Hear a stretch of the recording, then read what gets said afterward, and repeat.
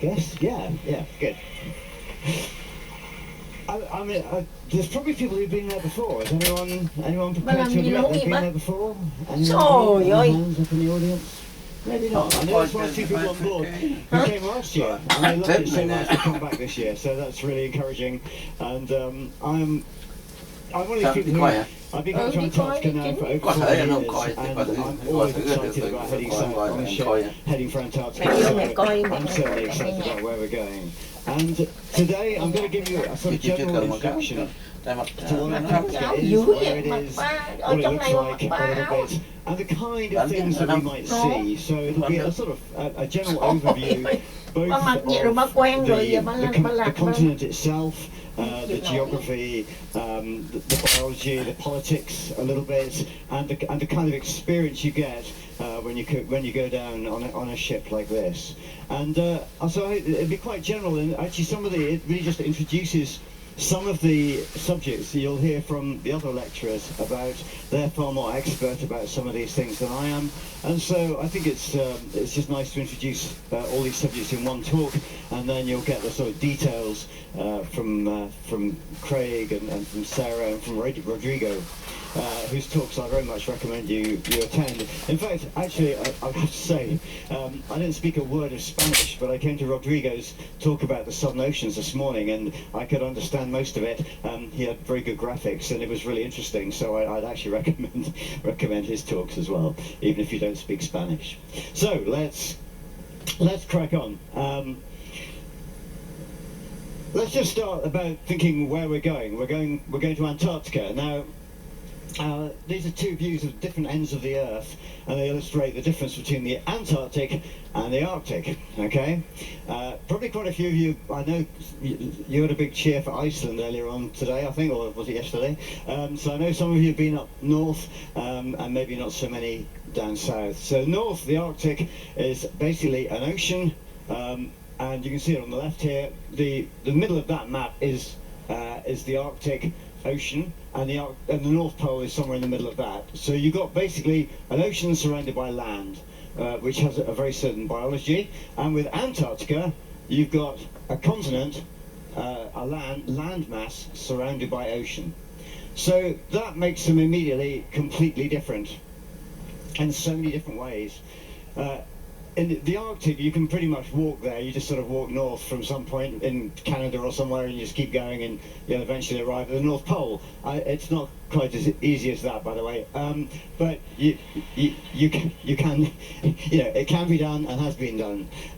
With the Antarctic, you really have to use a boat, because you've got to cross this ocean, and the narrowest place to do it is between the bottom end of South America and the Antarctic Peninsula, which is the way that we're going. We're somewhere here at the moment. We're heading down to there, and then we'll cross the Drake Passage and head for the northern end of the Antarctic Peninsula. So let's just have a slightly closer look at Antarctica. Hang on. Oh, there we go. So traditionally it's divided into two sections. There's a larger section on in the right of this picture called East Antarctica, and a smaller bit called West Antarctica on the left. Now, if I'm absolutely honest, it rather depends on which way you look at it as to what you decide is East and West. It's a little bit academic, but anyway. So they're divided by a mass of the transantarctic mountains there, and so you've got this big mountain range going across the middle, and this area is basically one massive great ice cap over there, and this is an area much more mountainous, and the mountains extend right the way up along the Antarctic Peninsula, and these are actually an extension from the Andes. So if you saw Sarah's talk this morning about the Andes Mountains, which come right down to the bottom end of South America to Patagonia, in fact that arc of tectonic plate extends right round past the island of South Georgia there to the South Sandwich Islands, and you can see that sort of curve as is marked on the map. That's basically underwater mountains plus a few islands, and then that continues down along the Antarctic Peninsula. So the Antarctic Peninsula is basically an extension of the Andes Mountains. And one reason that we tend to go there, that is basically the Antarctic Peninsula is the area which is most visited by tourists. And I would say about 98% of tourist visits to Antarctica are to the Antarctic Peninsula. And that's really because it's got the closest landmass, so it's easiest to get to. So you come across from South America at 600 miles across the Drake Passage. Whereas if you want to come to another part of Antarctica around here, you have to come from either wherever it is, Australia somewhere there, I think, lurking off the map, so you have to cross a much greater bit of ocean, or South Africa you can go from over there and you have to come right across there. So this is obviously, this southern tip of South America is a very good access point. But the other reason for going to the Antarctic Peninsula is because crammed into a relatively small part of Antarctica is sort of huge riches in terms of scenery and in terms of wildlife. So it is one of the most extraordinary and beautiful parts of Antarctica. And one of the reasons for the wildlife is because there's a lot of exposed rock down near the coast, and so animals like penguins can come ashore and they can breed on the coast, and so you've got this massive wildlife that uses the landmass of Antarctica. Now, one thing about the wildlife in Antarctica is they only need land to breed. Most animals are marine animals. They are dependent on the marine ecosystem for food, and I'll talk a bit more about that later. But you can see why, because it's basically it's surrounded by sea. In winter it all freezes over anyway, and so the only food source is in the sea. So they're all sort of animals that rely on the sea for food but come ashore to breed. And that's a sort of critical point about the wildlife. So let's have a look at some definitions of what is Antarctica. Which bits are Antarctica? Can you define it? There's a landmass there, but there's also lots of offshore islands.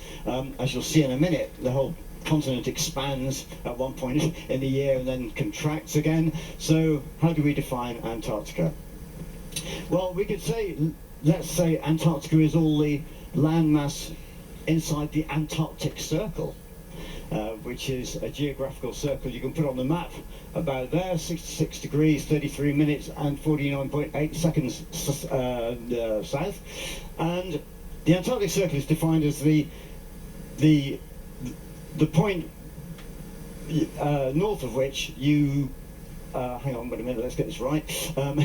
South of which, on the longest day of the year, you will see the sun 24 hours a day. So the sun will stay above the horizon. And in winter, it'll stay below the horizon for 24 hours a day. But as you can see from the map, that actually cuts off quite a lot of landmass, including the bit we're going to up there. And actually, this map's not quite accurate, but the Antarctic Circle doesn't actually include quite a lot of promontories sticking out on this part of Antarctica as well. So although geographically and sort of astronomically it's an important circle on the map, it's not in a sort of practical, it's not a very practical definition of Antarctica. So for many years now, the definition of Antarctica has been 60 degrees south. And 60 degrees south, which is this map here, that dark black circle there, and that encompasses all the Antarctic continent plus the Antarctic Peninsula and the South Orkney Islands and the South Shetland Islands. Outside that, there are a number of islands all dotted around here which are claimed by various countries like Australia or South Africa or the UK, in that case of South Georgia up there. And all these islands are sort of sub-Antarctic, and they're sort of politically they're outside the Antarctic region and outside the definition of Antarctica. But they very much lie within the biological area of Antarctica, because the biological area of Antarctica is defined as all the area within an area of cold water ocean that surrounds Antarctica. So let's have a look at that, and that dark black line defines the Antarctic convergence, which is where the cold water of Antarctica meets warmer waters further north. And the cold water is the sort of critical bit which drives the biological diversity and the sort of basically the quantity of wildlife that you get in Antarctica. Just very quickly about the rationale of here we are. We've got the Antarctic convergence just marked on the map there. I'll talk a bit about the Antarctic convergence later on, actually, about why cold water is important in Antarctica. Now, when I said the whole continent sort of grows and then shrinks again, is actually because during the winter it does change dramatically. So in winter, the sea is so cold that it freezes, and it freezes out from the Antarctic continent. And the map on the left here gives you a sort of, I mean, you know, it varies over the years, to be honest. It gives you an extent of the sea ice that forms during the winter. So this is only temporary ice, but it does effectively, as you can see, effectively double the size of the Antarctic continent for a few months of the year. So that ice is just basically frozen sea, and it freezes out, and then when the summer comes along and it gets warmer, the sea ice breaks up and shrinks again to roughly the sort of areas you can see on the left here. Now there's some pale grey areas in here. You can see that one there, a really big one called the Ross Ice Shelf, and the one there. And these pale grey areas are also floating ice, but they're ones that are permanent and don't melt during the summer. So the sea ice obviously expands from them, coming out here, but then it melts back to them. But you get a sort of ice age, which does change, obviously, but basically that's a big floating area of ice in there, which is fed by glaciers coming down from the Antarctic continent. So there's sort of permanent ice, there's sea ice that comes in the winter and then goes away in the summer, and then there's all the continental ice stacked up on top of this continent. Let's have a few kind of extremes. Antarctica is an extreme place. It's one where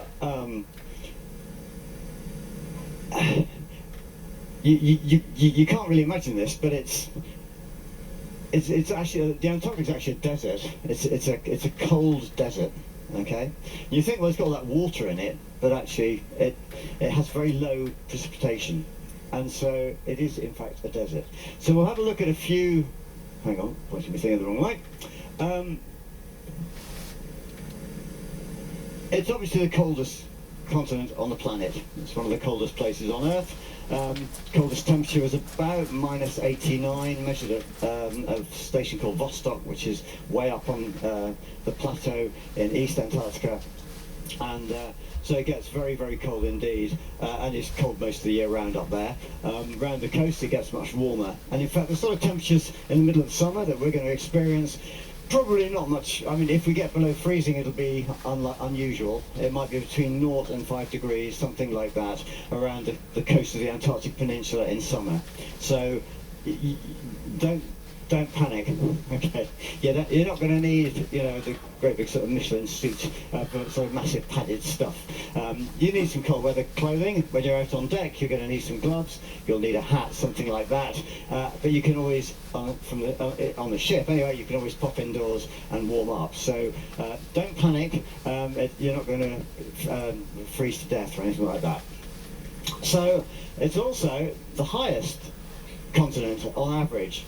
And that's because you've got this incredible build-up of ice. I mean, most of that height is just a massive great block of ice, which gets up to about 5 kilometers thick, which is 3 miles. So in the middle of Antarctica, you get, if you're standing on top of the ice cap, you've got about 3 miles of ice below you. So it's an immense volume of ice. It is actually one of the highest continents as an average height. It's also one of the windiest. And that's because you get these, because you've got a huge cold continent and you've got warmer air all around the side of it, and so you get a differential sort of pressure systems and differential temperatures, and that creates a lot of wind. And it's also, as I was just saying, the driest, which does make it a cold desert, technically. So those are the sort of extremes, you know, the coldest, highest, windiest, driest. A sort of slightly odd combination of things, really, in a way. And as I say, when you think of all that snow, it's all water, but actually it's frozen, and there's not much adding to it every year, which does make it a desert. So if you take a sort of bit of it's almost a cartoon view of a cross-section through Antarctica, the actual landmass goes up and down significantly, and this is the brown bit at the bottom of this image, and you can see actually some of it's below water. I mean, below the sea level. Sorry, not below water. It's all below water because it's covered in ice. But that's the sea level there, and you go across, and actually these bits and some of those are just about below sea level. So if all the ice melted, you'd actually have a series of islands. You'd have one big land mass and lots of little islands dotted around the place, and it wouldn't look anything. The map would look completely different. In fact, a lot of things would look different, which we'll come on to in a minute. But you can see why it's, on average, the highest continent on Earth, because you've got this build-up of ice, this huge ice cap, 2,000 meters, that's about 6 and a bit thousand feet, for quite a long way across there. So that, the average depth of that is quite big. The average height is incredible. You've got some mountains which go just above the height of the highest bit of ice cap. So these Antarctic mountains are pretty big, and yet there's some areas which are very low around them. So the actual sort of under ice geography is quite dramatic and quite extreme, and more so than you might think. You just think it's just a great big block of ice, but actually what goes on underneath is quite varied. If you get a closer look at the Transantarctic mountains, they're actually quite impressive. They go up to it's about 15,000 feet, I think, and these are some of them. That's a particularly spectacular rock face. These are pictures from a friend of mine, for which I'm very grateful. But that's a 5,000 foot or 1,500 meter rock face, just one big slab of rock. So as you can see, and again, if you were at Sarah's talk this morning about how mountains are formed, there's been some pretty serious forces cutting out these mountains. Big glacial pressures of kind of just carving away at these rocks and creating these spectacular peaks. The highest mountain in Antarctica is Mount Vinson. It's just around 16,000 feet, as I said just now, 5,000 meters. That's it in the background there, behind a field camp. And in fact, it's interesting, just one little note about this picture is that the field camps, they still use these old-fashioned pyramid tents, which are pretty much what Scott and Amundsen and people used in the old days, and they still use them, partly because they're a really excellent design. They're not exactly lightweight. You have to have, they're made of very heavy canvas and with very heavy poles and all the rest of it, but they do stand up, and once you've got it standing, because they're pyramidal shaped, it doesn't really matter which way the wind's coming from, and you can be quite snug inside them. So that's a couple of very old-fashioned looking tents, but they're very solid, and I think the British Antarctic Survey still uses them. Okay, we've got all this massive ice on top of this continent, and let's have a look at some of it. So, if you go up on top of Antarctica, this is not my picture, a friend of mine gave me this one to use. This is a picture, and you think, well, what's the perspective here? Are we standing on this? Or are we looking down at it from space? Or what? Antarctica does a little bit do that to you. Distances and scale is often very confusing. This particular image is taken from an aircraft about 1,000 feet above the surface. So you're looking down on this big ice cap, and you can see it's not particularly flat. If you were skiing across there or pulling a sled to the South Pole or something like that, it's actually quite bumpy and it can be quite difficult terrain. So, a pretty obvious question is how much ice is there? And from all the pictures I've showed you so far and the numbers and the kind of illustrations, there's quite a lot. Okay? If you want to put that in numbers, which frankly mean almost nothing, they mean something, but 28 million cubic kilometers, well, I think I'd have a bit of a job trying to visualizing exactly what that is in terms of Olympic swimming pools. Probably about 4 trillion, but it's for the imperial minded, it's 7 million cubic miles of ice. So that's a lot of ice, and let's have a look at what that means in terms of sort of global ice amounts.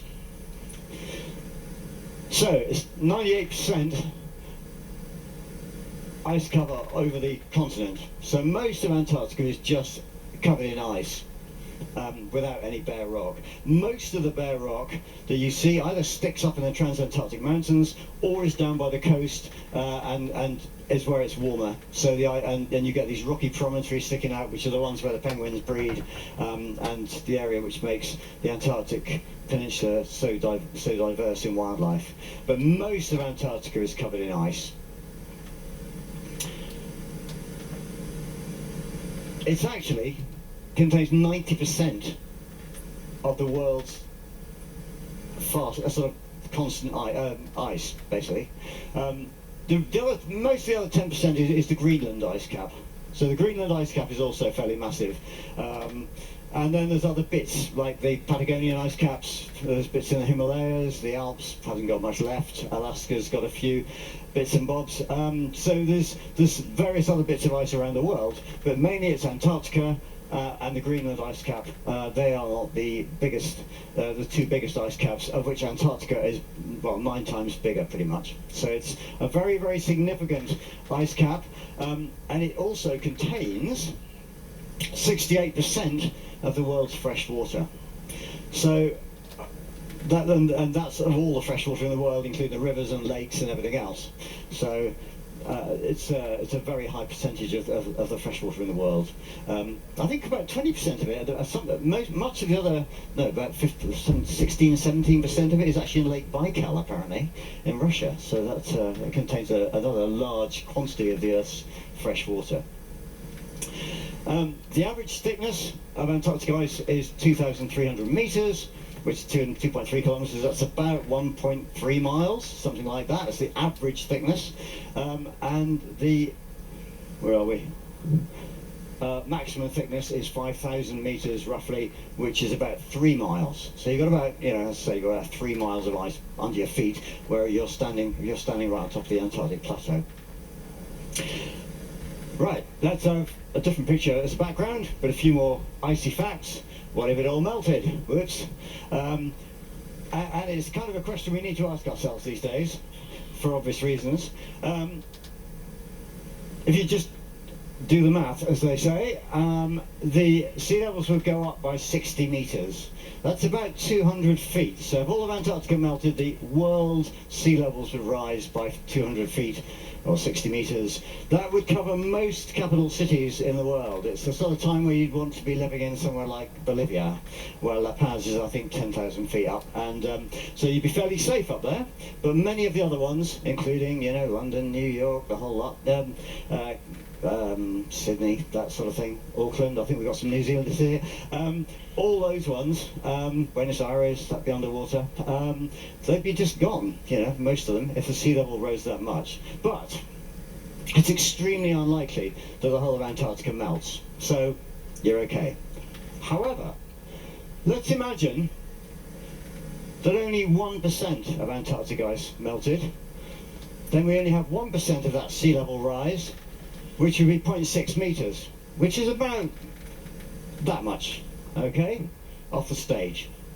So if the sea levels rose by about 2 foot, you'd think, that's not a problem, until you realise that 150 million people would be homeless. So we would have a problem. So Antarctic ice, it's very important that we keep it in Antarctica by what we do for the rest of the planet, which I'll have a chat about in a minute.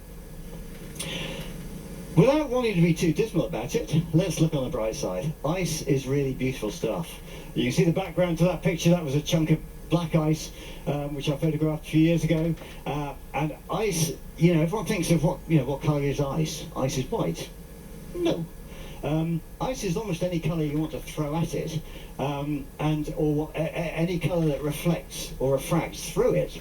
And it can be amazingly varied, and I just love photographing ice, and I love looking at it. It's very, very beautiful stuff.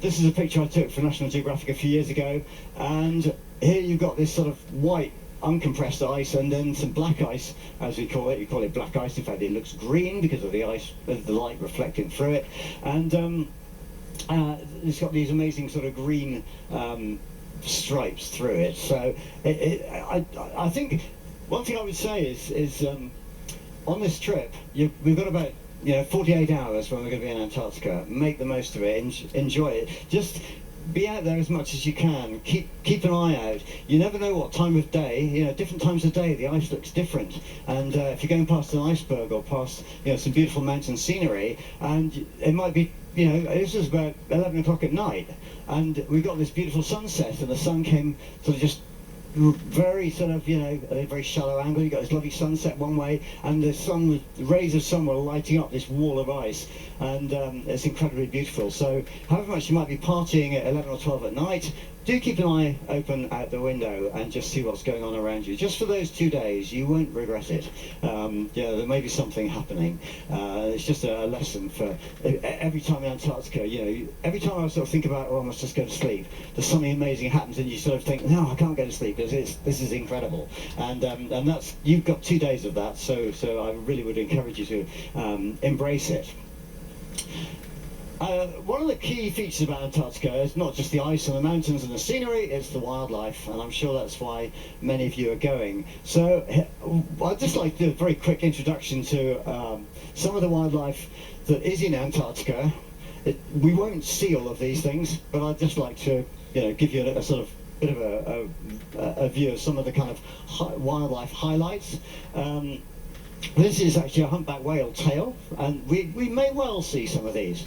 I'd say this is very likely, because the whale numbers in Antarctica have been increasing over the last few years. They're actually really impressive at the moment, and the middle of the summer, which is where we are now, is a very good time to see them, because humpback whales come down to Antarctica to feed in the summer, and so you just get this fantastic concentration, especially in some of the areas where we're likely to visit. So humpback whales are one thing we might well see. Now, just going back a couple of subjects, back to this comment that everything is dependent on the sea. So all these animals feed at sea and are dependent on the marine environment. And the marine environment is really important because A, it's kind of huge, it's all around Antarctica. It's also cold. And so you've got this huge mass of cold water. And you might think, well, cold and that far south, it's really unproductive. But actually, cold water contains more contained gas than warm water. So cold water has a lot of carbon dioxide. And also in the summer, it's got nearly 24 hours a day sunlight. So you've got masses of sunlight, masses of carbon dioxide, and that's exactly what plants need to grow. And you think, well, hang on a minute, he's talking about the sea, we're not talking plants. Well, actually we're talking phytoplankton, which are like plant plankton in the sea. And they thrive in these long summer days with lots of carbon dioxide in the water, and then so the things that eat them do very well, because there's suddenly a huge blooming of phytoplankton, and that feeds this little animal called a krill, which is a shrimp about that long. And pretty much, I mean, it's an incredibly simple food chain in Antarctica. It goes phytoplankton, krill, everything else, okay? So krill, and you get billions of tons of it in the Antarctic Ocean in the summer, is basically the food source for most things in Antarctica, for whales, for seals, for penguins, for albatrosses, with a bit of variation. And some of them use fish as a kind of intermediate, so fish will eat krill, and then some of them eat fish, and squid do the same. So, but krill, you know, phytoplankton and krill are the basis of this very simple food chain. And that's because it's, as I say, because it's cold. In winter it all packs up. In winter there's very little sunlight, and the krill all go like this and kind of sit under the ice, and nothing much happens. And then summer they suddenly go woo, and they're all out again, and they start breeding like mad, and it all goes off again. So it's very much of a seasonal cycle. That's why everything goes to Antarctica in the summer. That's why penguins breed in the summer. That's why whales go there in the summer. It's why, you know, the whole thing works in summer. So here's another humpback whale, just because I like pictures of humpback whales, and they're one of my favourite animals. They're completely amazing, and as I say, we should be able to see some. The other marine mammals that we have down in Antarctica are seals. So, for example, we might get a Weddell seal. You might see one or two of these on an ice floe. They're not common. I mean, there's plenty of them, but they're not that easy to see from a ship. But Weddell seals are quite an important feature in the Antarctic ecosystem, as are crab-eater seals. Crab-eater seals are actually one of the most numerous large mammals on Earth. So pretty much second only to humans, actually. But you only ever see a few at a time. You might see a group of them on an ice floe, like there. I think they're mainly crabby seals. Yep.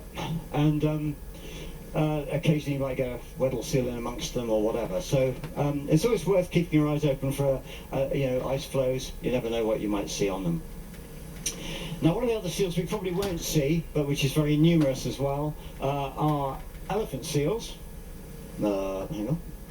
Which are very distinctive. They've got these really big noses. You get a northern elephant seal, which occurs in California, and then this is the southern elephant seal you get around some of the sub-Antarctic islands, but they also go down to the Antarctic Peninsula to molt later in the summer, and about this time actually.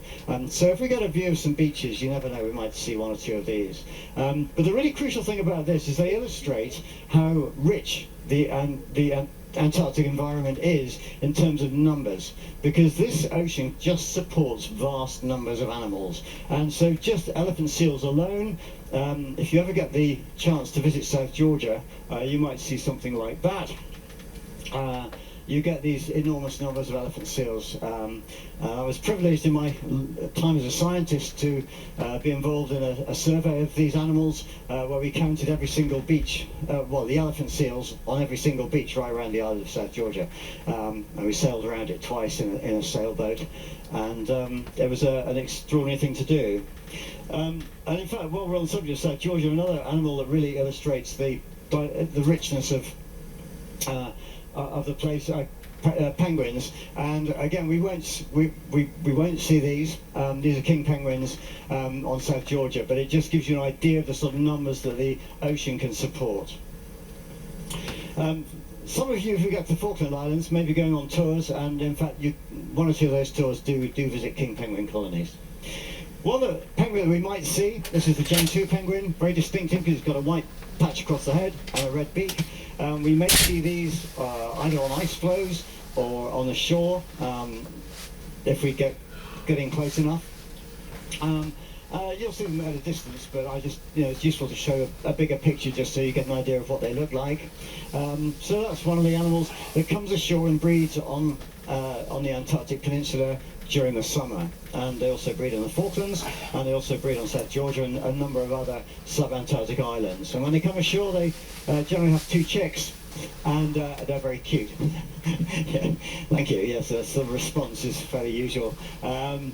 They are very, very lovely things, and except, to be honest, when the chicks are getting this big, the colonies, they start off beautiful and pristine, with covered in snow, and they dig the pebbles out, make a nest, and lay their eggs, and then the snow gradually melts and melts and melts and melts, and then by the time it's all melted, then it smells pretty horrible. So they're better in pictures sometimes. Another penguin we might see is called a chin-strap penguin, for very obvious reasons. They've got this black line under the chin, which is very distinctive. So that's another penguin we might see up in the South Shetlands. Maybe if we get towards Elephant Island, you quite often see them in the water there, because there are big colonies in the area, and they quite often will just come and jump out of the water and as they porpoise along in big groups. So a chin-strap penguin is another one that we might see. One of the other animals that is very distinctive from the oceans around Antarctica, and they breed on the offshore islands rather than on the continent, are albatrosses. And I don't know if anyone's been looking out to sea at the moment, but we've had black-browed albatrosses, which are ones with a white head, white tail, and just a black, dark sort of back and wings. And if you see them sort of cruising along, I've already seen a few from the ship, so they're very distinctive. And I'll show you a picture of black brown in a minute, but that's a wandering albatross, which you should come across in the Drake Passage. They're well worth looking out for because they're huge. It's like the sort of 787 of albatrosses. And also we may be lucky enough to see the very beautiful grey-headed albatross. This is at a breeding colony on South Georgia where I worked many years ago. And they're rather smaller albatrosses, but incredibly beautiful. And the one thing about albatrosses is their flight. Their flight is just so, it's like perfection. And the way they fly, I'll do a talk about albatrosses hopefully in a couple of days' time when we leave Ushuaia. So I'll talk a bit more about that. Right. From the fun bit to the kind of, oh no, not politics. Well, interestingly, I think Antarctic politics is actually in a pretty healthy state. Many years ago, in the last century, and Craig will probably talk a bit about this, Antarctica was sort of unknown a couple of centuries ago. Then people started finding it, and the minute humans find a bit of land that nobody owns, they kind of tend to say, ha, this is mine, stick a flag in it. And so that's what all these people did. And as someone who's British, I have to hold my hands up and say, sorry, we were kind of worse at doing this than most people historically. So I'm not blaming anyone for any of this. I certainly haven't got a leg to stand on. And so that was the early these are the early claims to sections of Antarctica. And people started making stamps, British Antarctic Territory, and Sir Douglas Mawson Centenary. That was the Aussies, I think. These are French, a very Frenchy sort of stamp, and that's an Argentine one, and that's the British one there with the Queen on. And so people started getting very sort of, uppity with the politics. And then in 1957 and 58, that summer season. All the people who worked in Antarctica, all the scientists, good for them, so said, let's all work together for a season and we'll see if we can do some collaborative research. So they all started working together. And the results of that cooperation and collaboration were so good that they thought, well, look, this is, we've got to be really careful about what happens to Antarctica. If we let some of these national claims go ahead, people might start coming down and digging for lithium or copper or something, or doing this, or fishing it out and killing all the whales again, which already had happened around South Georgia. So they started talking a bit about the politics, about how Antarctica should be run, and how the whole world was responsible for this one place. And so they came up with the Antarctic Treaty. And the Antarctic Treaty basically was signed in 1959 by 12 countries. Which actually has now been signed by 53 countries from around the world. They all agree that there should be no military activity at all in Antarctica. There should be no land claims recognised. All those land claims that were made in the early parts of the 20th century, they're suspended, but they're not recognised. So no one owns Antarctica. In 1991, there was a kind of environmental protocol about how to behave down there, because there were more people turning up doing science. There was an increase in tourism, and so they agreed on no mineral exploitation at all. And they also agreed there should be protocols for tourism as well. So this became a kind of international agreement to look after Antarctica and treat it well. The original signatories to the Antarctic Treaty have their flags in the middle there, and you'll presumably recognise some of those, and then all the other nations who've joined subsequently have their flags around the outside. And so there's now a really good international agreement that it's an international territory, and anyone who works there is doing it for the benefit of Antarctica and mankind, or womankind, I should say, or any womankind really. So that's what happens at the moment. So, as I said, who owns Antarctica? No one. So when we go to Antarctica, we are all equal. None of us and none of our countries own any of it. So we all turn up there.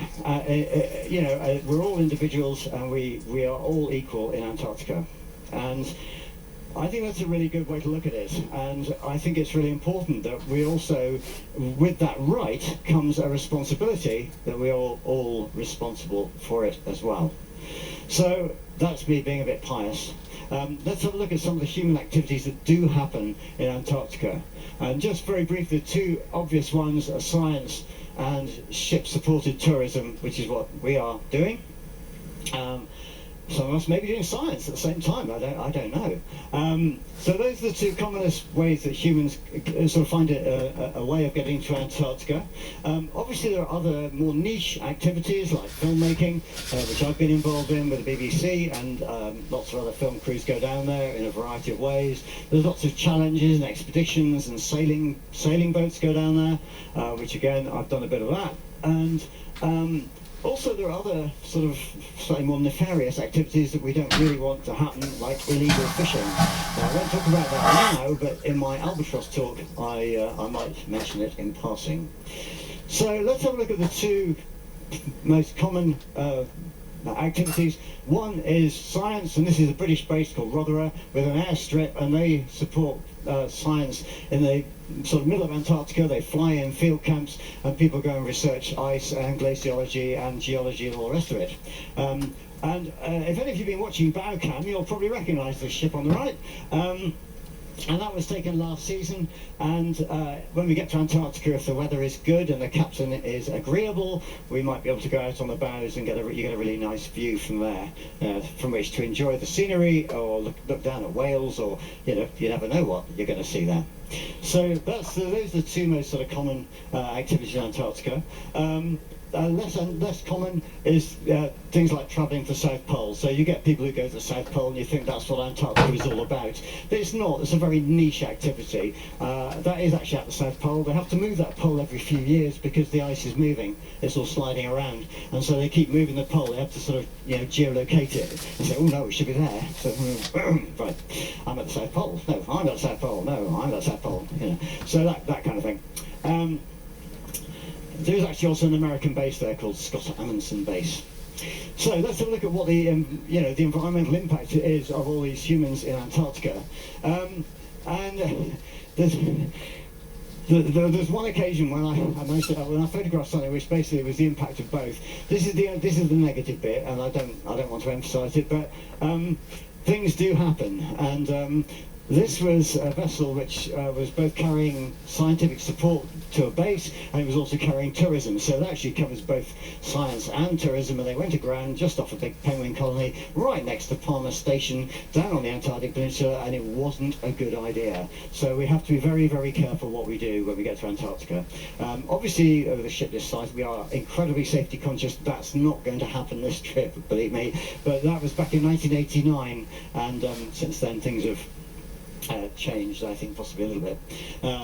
So it just was a warning to the human race that we can't just go charging around anywhere, and we have to be very responsible. So the other thing I would say is it's not just the people who go there who have an influence on Antarctica. And that's why we do science down there, because in fact we all have an influence, and certainly through climate change currently we all influence what happens in Antarctica. Because, for example, this is a view of the Antarctica in winter with the ice surrounding it, and for years scientists, and this is the value of science, scientists have been measuring the extent of that sea ice. And here is a graph showing those measurements over the last many years, with the blue one at the bottom being the most recent. And you suddenly think, whoops,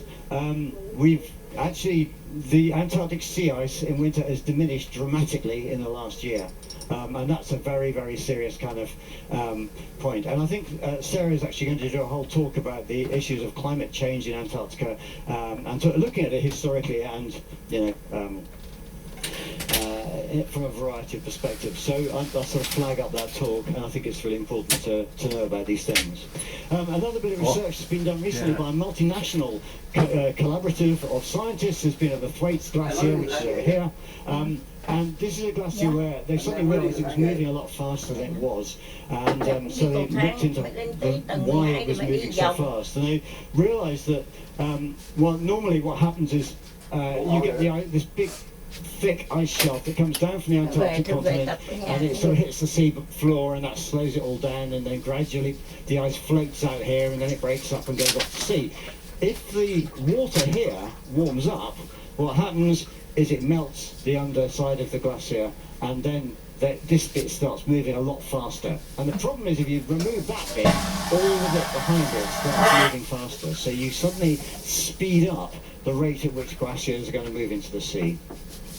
So that's one area which scientists are exploring and looking at, and it's really important to know about these things. This is another area using satellite images to track the large chunks of ice that break off ice shelves. I mean, this is a natural process, but if it suddenly starts happening quicker than it has done in the past, then that will unlock some of these glaciers and they can again start moving fast. So that was A68, which turned up in 1917. Lên trên gym mà không có ai đó tôi ớn quá, sợ đặt có mình sợ sợ mà tôi thui vậy thôi.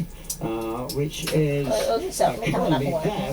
We're probably not going to see it actually. It's just heading off towards South Georgia, but it is at the north end of the Antarctic Peninsula, came out of the Weddell Sea and is heading that way. And that's about a third the size of Hawaii Big Island, about half the size of Cyprus, and about twice the size of Greater London. So this is a very large ice flow indeed. So that's all the sort of earth sciences that are going on, looking at all glaciological sciences that are going on. But the other thing that climate change does is it affects animal populations dramatically as well. And so it's really important to carry on research in animals to see, look at like penguin breeding and albatross breeding and all these kind of animals, because they are clues to what's happening in the wider environment. So don't forget biological sciences. And I use this picture because again it introduces a talk I might do later in the trip. That's actually me in 40 years ago, in 1982, actually 1983, on South Georgia. Ông này ông làm photographer cho National Geographic. We were doing and the relevance of it then and now.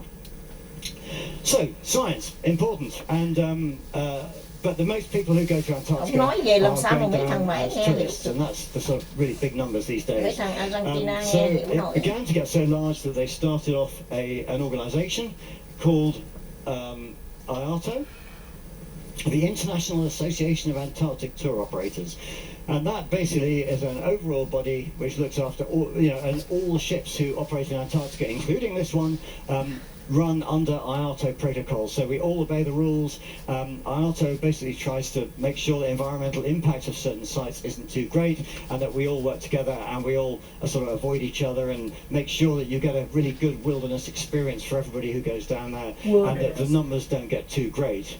Wilderness experience. And it's a very, very good organisation. And for example, all the field staff who work down here, including the team who've been talking to you, we all have to do an exam to show that we know what we're talking about, and to know how to behave in Antarctica, to know what the IATA regulations are, and so it's a very well regulated business. This is just a graph. Doesn't matter about the details particularly, but that was early days of Antarctic tourism in the mid-60s. That's the late 2017-18 season. There's about 40,000 tourists. This is just tourist numbers on the left. So it's got up to about 40,000 shipborne tourists, and then there's a few others there. So about 50,000 tourists visiting Antarctica in 2017. The two latest seasons for which I have numbers, 2019-20 went up to 74,500. Then there was a dip, obviously, with COVID when everything went where it went. And then 2022-3, it was well over 100,000 tourists visit Antarctica. So it is getting, the numbers are quite big, but the really good bit about it is that when you go to Antarctica, you will be affected by it. You will find it exciting. You will, it gets you somewhere in here, and you will go home and you'll say, this is a really special place, and you will, I think it's really important to go, when you go there, you appreciate this, and you'll go home as a sort of ambassador for Antarctica, and that includes an ambassador for the sort of greater environment, really. And I think that's a really important thing to take home with you. I'll just whiz through a few more pictures. This is just nationalities that go there, the sort of proportion. A large numbers of Americans, Chinese, Australians, Brits, Germans, Canadians and French people, and then 18% other nations, which I think nowadays includes a lot of people in South America as well, who are very interested in what's on their doorstep, which is fantastic. To sort of expand. I mean, there's probably about 50 nationalities on this ship, which is great. So let's have a look at what we might see in Antarctica very briefly at the end, just to kind of get you excited about it all. Not too excited, because you never know what's going to happen. So this is looking at a glacier from the Norwegian Star last year.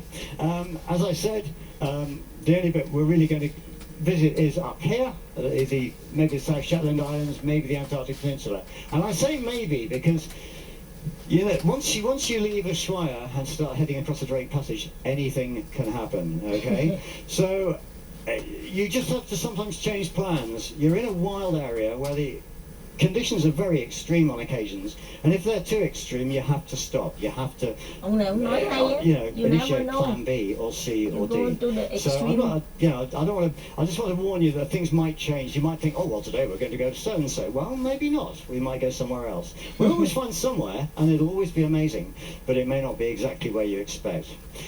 So we first cross the Drake Passage. And occasionally, on occasion as a first view of Antarctica, I've had this. Now, there is an island there, and you think, is that it? And, well, that's a place called Snow Island. And it's one of the less exciting visual areas of Antarctica. But as soon as it gets better, okay? And then if we get down the Antarctic Peninsula, it gets even better still. Oh, there we go. Nice day on the Antarctic Peninsula. And this is the area we're hoping to get to, if all goes well. If all goes well, okay? And you've got, in good weather it's incredibly beautiful. In bad weather, I think it's also incredibly beautiful. So don't worry if it looks a bit, the weather's rough. It's Antarctica, And I prefer Antarctica well, no, I shouldn't say this. No, but it is exciting in bad weather, okay? But there's nothing like a nice sunny day. And the other problem is, this is, the Antarctic Peninsula, but as you can see, the sea is full of ice. And so it's really important to be aware of the ice and aware of how the ice works, and to also just not do anything stupid. So because of the ice, we've got, hang on a minute. We've got an ice pilot on board, okay? And he's a qualified captain in his own right, and he is working with the captain to make sure we just avoid any ice that might be not a good idea. But ice is good, photographically, because it's very beautiful. And once again, I emphasise, if you are up late at night, this is late evening, summertime, it's just, I think the middle of the night in Antarctica is most beautiful, because you get these incredible colours. That was just, half 11 at night, at the end of one trip, just heading off towards back. In fact, we were just about to head across the Drake Passage, and that turned up behind us, and we thought, oh, don't want to leave. The other things, just very briefly, ice, we'll see quite a lot of ice, maybe not quite this close, but we should see some glaciers. Nhưng mà nếu mà đi mà mình thấy được nhiều mấy ông này cũng excited lắm. Get big ones like this, big tabular icebergs. Tại vì không có thấy gì thì cũng buồn. Smaller ones, which are more sort of pretty and delicate. And we might, and we'll get reasonably close in. So we can, we'll see quite a lot. We might see a base. There's all mites here. We might see some albatrosses. There's albatrosses, Cape petrels, and Wilson storm petrels in here. So we'll certainly see some wildlife. We may see humpback whales that I showed you earlier on, but if we're very lucky, we might see orcas. Đó, we're lucky, we see also, if orca. we're very lucky and in the right place, we might see